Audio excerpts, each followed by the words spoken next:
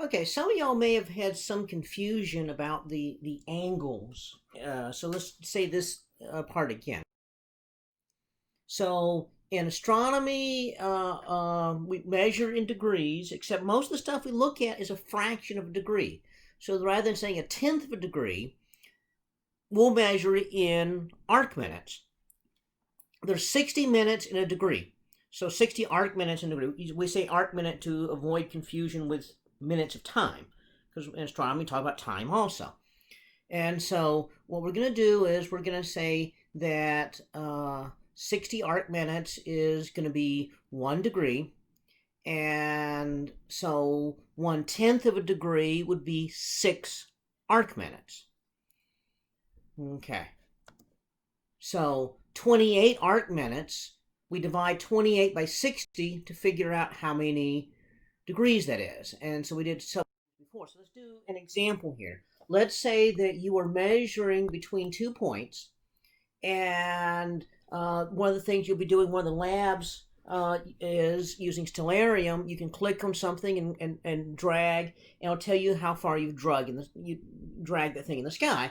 And so it might say it is 12 degrees, 14 minutes, and 25 seconds.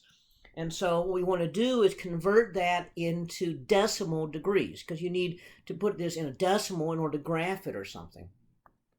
So it'll be 12 plus 14 divided by 60, because there's 60 minutes in 1 degree, plus 25 divided by 3600, because there are 3,600 seconds in there.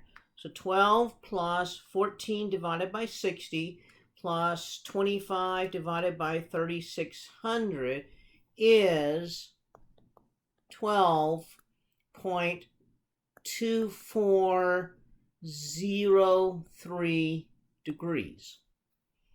Okay, and so that's how you would do that.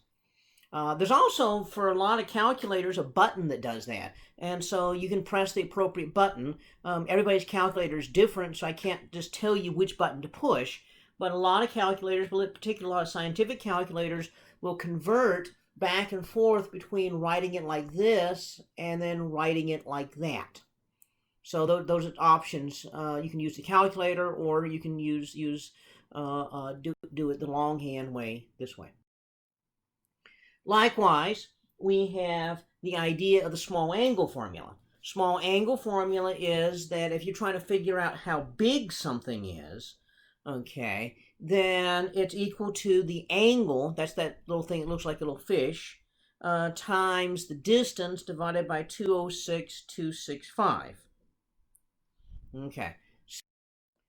So we can do an example here using this. So let's say that you observe something out here, and you want to figure out how big it is. So you might happen to know that the distance is going to be 3.62 times 10 to the 9 kilometers.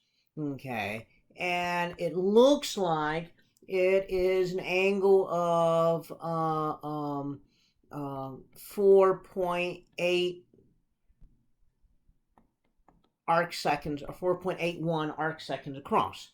And so you want to know, well, how big is this thing? So the size is, again, it's going to be alpha times d over 206,265. Okay. So what you do is take the calculator, okay? You have to get used to using scientific notation. So 3.62, there's a button on the calculator to do scientific notation. You don't really want to do times 10 raised to a power unless you put parentheses around the whole thing. So there's actually a button. For my calculator, it says E. Some calculators have EXP, some have EE. But if you do 3.62, hit the E button or EE button or EXP button or whatever, and then 9, that puts it into the calculator like this, and so it knows what it meant to do. Okay, times 4.81, divide 206,265, and the answer comes out to be 84,400 kilometers. So that's the size of that object. So in other words, it's a planet-sized thing. So a planet, would be maybe millions or billions of kilometers away, rather. That's billions of kilometers away, and is only a few arc seconds across in the sky. And so, but that's going to be really almost 100,000 kilometers across. Now, we did this for an example of finding something that was this far away. We knew how far away. Well, what if there's something else that you happen to know the size of it? Okay, and you happen to know, for whatever reason, you know the size of this object. You're trying to find the distance. Well, you also know the size of it. So let's say that you measure alpha is going to be 6.21, or let's make it 62.1 arc seconds. And let's say that you happen to know that the distance is 126 light years. Okay, a light year is the distance that light travels in 1 year. Okay, so 126 light years. And so I want to know how big is this object. So we have our small angle formula. So all we got to do is solve for, or wait, no, I said this backwards. Okay, so instead of knowing that, okay, let's say that we know the size of it. So let's say we know the size of it. And so let's say the size of it is 1.21 light years. So it's going to be something like a nebula. And I want to find the distance. So that's what I'm after. So we do algebra. 26265D divided by alpha is here. Okay. So that's going to be the distance.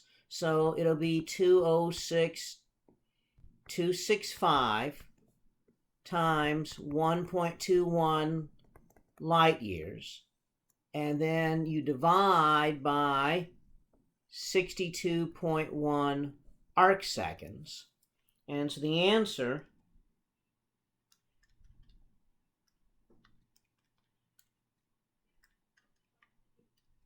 is 4,020 light years.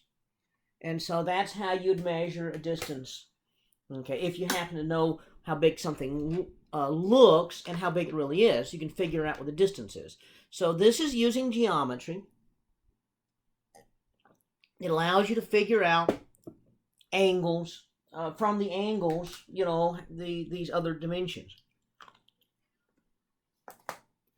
Okay. So now we're going to talk about coordinates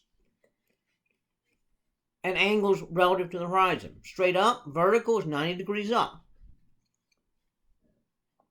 The moon's half a degree across. So we'll pick up with that with our next slide. We'll pick up with this concept.